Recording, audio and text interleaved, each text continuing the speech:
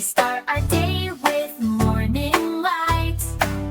Each one is special, each one is dear. Let's meet them all with a happy cheer.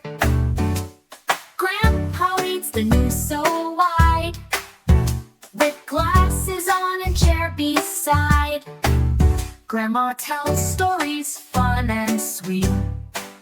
We sit in a circle at her feet.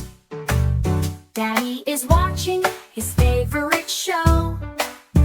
With snacks in hand he says hello. Mommy is cooking with love and care.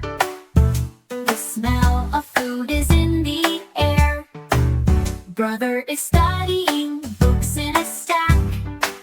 He's solving sums and staying on track. Sister is drawing with colors so bright.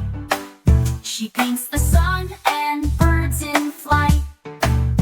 Uncle plays chess, thinking so wise. He moves the pieces with careful eyes. Aunt brings us tea with a gentle smile.